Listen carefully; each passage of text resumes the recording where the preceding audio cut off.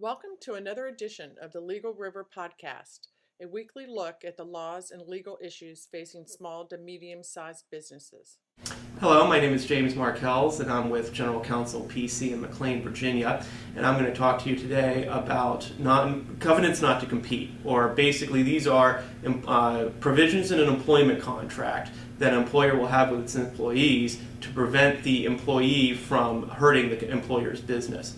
Now, really, a covenant not to compete can cover three different things. The first is the traditional covenant not to compete, which means which prevents the employee from working for a competitor or starting their own competitive business. The second thing it can do is prevent the employee from later soliciting the clients or potential clients of the employer. And the third thing it can do is prevent the employee from soliciting the employees or contractors or agents or representatives of the employer. Now, in these three different things that can happen in the employment contract are restrictions of trade, and thus courts in just about every state will consider these to be generally anti-public policy. The policy of America is generally that people should be able to work for who they want to work for, and that freedom of trade is a good thing. So these covenants are typically construed very narrowly, and typically, since the employer is the one who drafts them, they are construed against the employer when there's an ambiguity.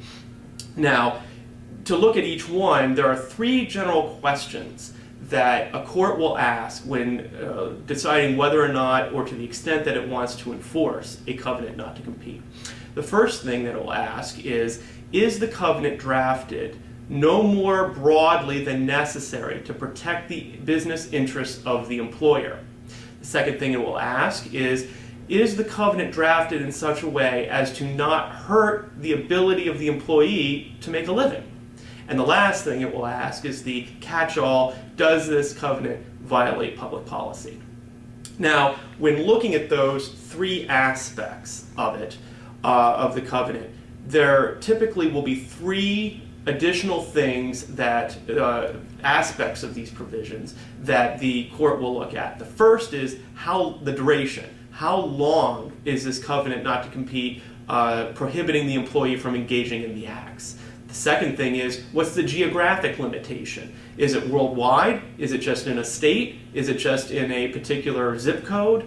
Where's the area that the employee is being refrained from acting inappropriately in? And the last thing is what kinds of services, what kind of activities are being prohibited here? Now, it is unfortunate that for most contracts that are drafted by an employer, they tend to draft the language as broad as possible, because obviously the employer is going into the contractual relationship with the employee not knowing what might happen down the road. That instinct works to the employer's disadvantage with regard to a covenant not to compete, because the broader the covenant is, the less likely the court will enforce it, because it can't go any further than necessary to protect the interests of the employer. And this is very important in some states like Virginia, where if the covenant is considered to be overbroad, it's not enforced at all. While there are certain other states like Maryland where what the court will do instead is make an in-depth investigation of what kind of business does the employer engage in, what kind of area does the employer do the business in, and then only enforce it that far. So in those permissive states like Maryland, it tends to be okay to overdraw the restriction, while in Virginia you really have to be careful. So now what kinds of since this is a case-by-case basis that courts are looking at these things, what kinds of prohibitions have courts upheld? And Virginia being the most restrictive, it generally helps to look at that state as an example of what might work. In one of these cases, New River Media Group versus Knighton, it's a 1993 case. There the Virginia Supreme Court upheld a covenant not to compete. And what it was for a radio station. The disc jockey had his covenant not to compete, and it said that the disc jockey could not join a competing radio station within 60 air miles of the employer's broadcast station for 12 months after the termination. So let's look at those three aspects. First, you have duration. The duration was 12 months after the termination, or 1 year. And just as a general rule of thumb, no more than 2 years. Beyond 2 years, you start having problems, but 2 years or less tend to be more enforceable. Then we have the geographic restriction, 60 air miles of the employer's broadcast station, which was probably determined because that was probably the main reach of that particular radio station. And so that was reasonable. Beyond 60 miles, maybe they're not getting as many listeners, they're not getting any ads sold by businesses beyond that point, and so therefore it would not have been reasonable to prohibit the employee from working for a radio station out there. And then finally, what kind of services are being prohibited? He can't be a disc jockey. Doesn't prevent him from being a janitor, which would not be in competition with what the radio station is interested in, but as a disc jockey. So those three prongs were sufficiently narrow enough to make the prohibition enforceable. There's another one, Advanced Marine Enterprises versus PRC Incorporated, 1998 decision. Virginia Supreme Court upheld another covenant that prevented former employees for only an 8-month period from rendering competing services to or soliciting any customer of the employer for whom the employee performed services while employed by the employer within 50 miles of any of the employer's offices. Now the thing here is the employer had 300 offices all over the world, but that was upheld as enforceable because that was the nature of the employer's business. They were a worldwide business. Now it only prevented the employee from providing, again, the services that they employed while they were employed with the employer. So again, can't prevent him from being a janitor for somebody else. It's specifically tied to the services that they were already providing to the employer.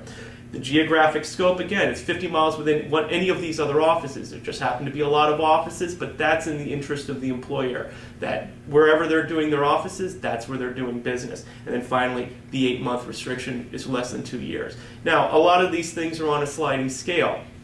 The more you try to make the duration longer, the closer your geographic restriction will have to be, and maybe you want to narrowly range your services as well. So the broader, the wider one of these prongs is, the closer you're going to want another one of these. So as a business owner, what you need to be looking at is, hopefully you have a strategic business model already. You know what kind of services your business provides, you know where your clients are, what kind of clients you're looking for, and what geographic area you're really pitching to. And those are important concerns in being able to draft your covenant not to compete, because only by understanding your own business and what kind of competition could negatively affect you are you going to be able to then help yourself draft the proper covenant not to compete that will be enforceable in the courts. And as just a couple of closing comments on all of this, one problem that IT companies in particular have been having is that a lot of IT companies have employees that they have their computer at their home and could be doing work for anyone, anywhere in the United States. They could be working, and especially with government contractors, if you're working for one government contract, for like say the Air Force, does that mean that the entire Air Force is your client? Or does that just mean that this particular Air Force base is your client, or what? And generally what I try to tell businesses is, if you want this to be enforceable, the more specific you are and the more carefully you guard the precise business interest that you have, the more likely you'll be able to defend it. The more you approach it as well, I just want to cover as much as humanly possible, the less likely a court is going to be able to defend your interests and will be willing to defend your interests when you do present your case to the court. And this concludes our tutorial on covenants not to compete. If you have any questions, you can send an email to questions@legalriver.com, or you can contact me personally, jmarkels@generalcounsel.law.com. Thanks for listening to this edition of the Legal River podcast. If you have a business law question you would like to see answered in a podcast, please email us at podcast@legalriver.com. To reiterate, all views expressed in this presentation are intended only as a general discussion of the issues and should not be regarded as legal advice. For additional details or advice about a specific situation, please consult legal counsel directly.